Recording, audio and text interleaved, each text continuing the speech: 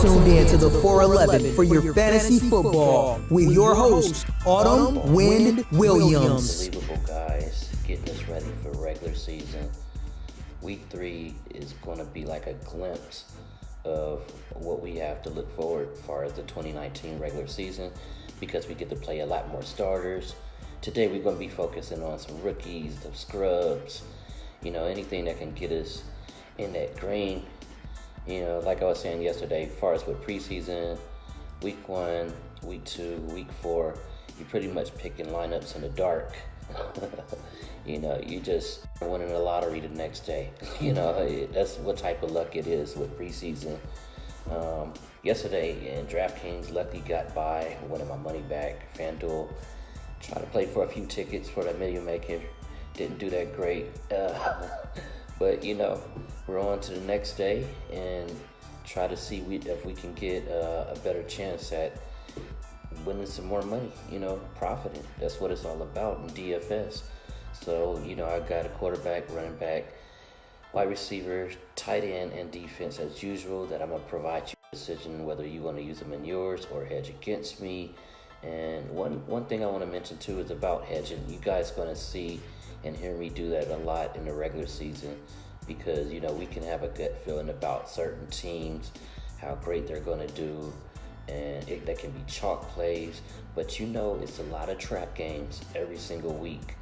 We'll think a team is down and out and want to pick against them, and just because they got a bunch of injuries or players suspended or just it's a bad me make decisions to hedge against that chalk team and play the opposing team that nobody is giving credit to and is just doubtful against them. And one team I'm going to try to do today and do a hedge is what I'm noticing is the Chargers is projected to be losing today. I think that's going to be my hedge team of the day. But as far as what I'm going to be mainly putting in my lineup the entire season, it's the cheapest deal you'll ever find in DFS from any DFS provider. The reason why is because Sleeper app already have set up for you guys to get push notifications when players are injured, traded, suspended, sitting out the games, whatever. Anything that's going to go on in the game that's a major announcement that you need to know, you're going to get push notifications. So that I can't charge you for. They already have that. They already have chats going on and feedback from other guys and gals that's within the chat. And I feel like it's more beneficial for 100 heads to be looking at one lineup than just you or I looking at our own lineup by ourselves and thinking that, we're going to win millions this week. It's good to get that feedback. Like I say, feedbacks are good. I believe in that, and just believe on.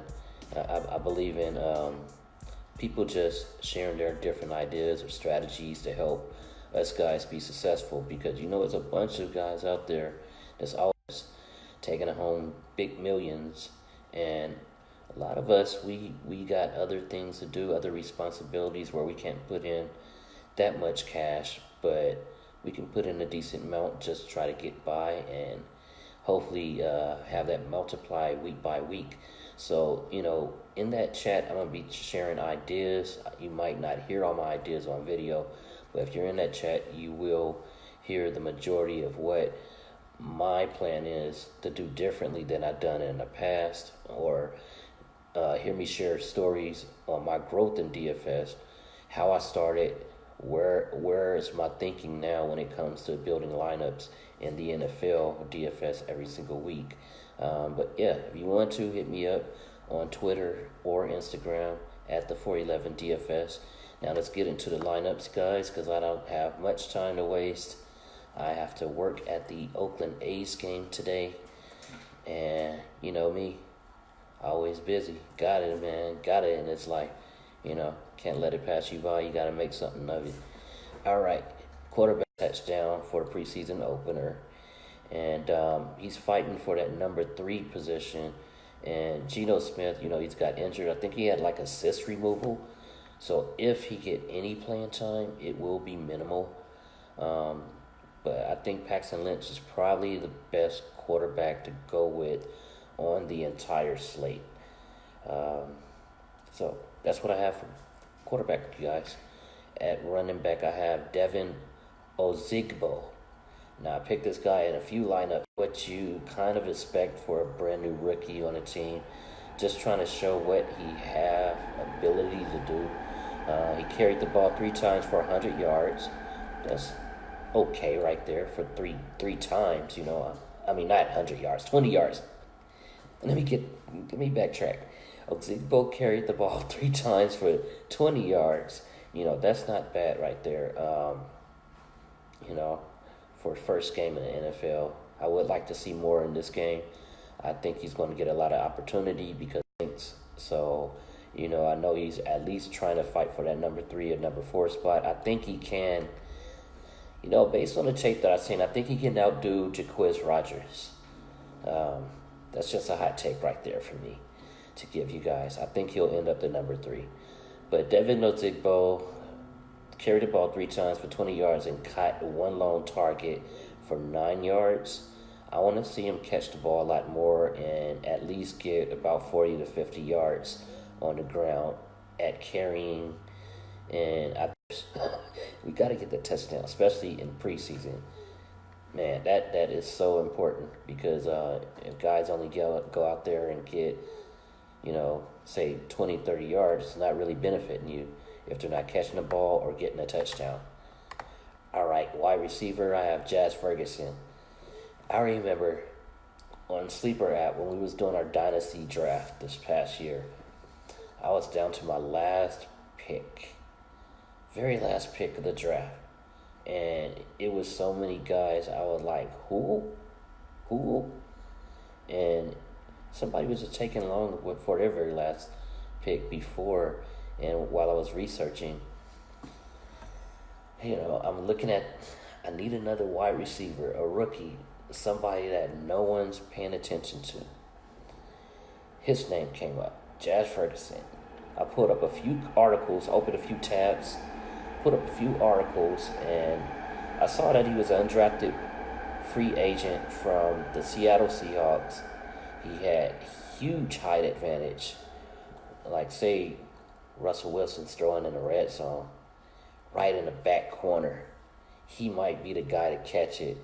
I saw how, you know, they were getting weak at wide receiver a little bit. And I felt like, okay, maybe this guy, besides DK Metcalf, who was already picked, he might have a big impact on the team. And, you know, he did pretty good last week. He got 4 passes for 54 yards, got a touchdown. And what's crazy is I'm hearing that Pete Carroll kind of don't think he's going to make the squad, but think he's going to make it on another NFL football team. And I think if Jazz Ferguson heard that, he's going to get fired up and try to go out there and bust his ass and be like, look, Pete Carroll, look at what I got. You better not even try to waive me. Because if I go on another team and we face your ass, you in trouble. But as far as we know, though, that can be Pete Carroll with more coach speak, trying to trick us and everything. And never know, he might be using Jazz Ferguson to so you can never trust Pete Carroll's word because usually it comes back the opposite, just based on history. All right, moving to tight end. I'm going with Irv Smith Jr. of the Minnesota Vikings. I know how they like to utilize their tight ends. Never know. They might try to get Cal Rudolph out there and get a quick TD. But I'm going to go with this rookie, Irv Smith Jr.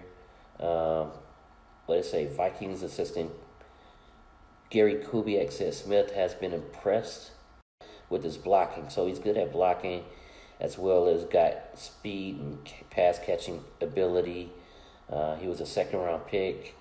I think he'll go out there and do pretty good. He caught 3 catches for 21 yards on 7 targets for the preseason opener. So why not? If he can get 3 catches, hopefully a touchdown, we good with tight end on our lineups.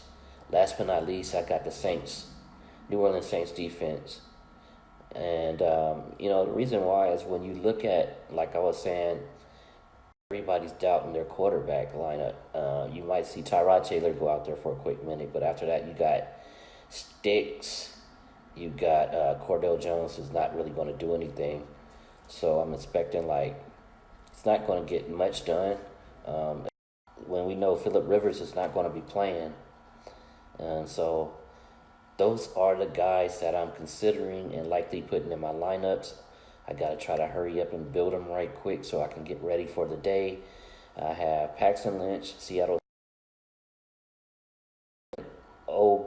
Zigbo as the New Orleans Saints running back. Jazz Ferguson, Seattle Seahawks wide receiver. Tight end for the Minnesota Vikings, I have Irv Smith Jr. and New Orleans Saints as my defense. This has been the 411 for your fantasy football. My name is Otto Williams. Don't forget to comment below. Tell me who you end up planning on picking. Like, subscribe, share. If you hit the dislike button too, share it anyway so you can get other dislikers, like-minded people or dislike-minded people or whatever you want to call it.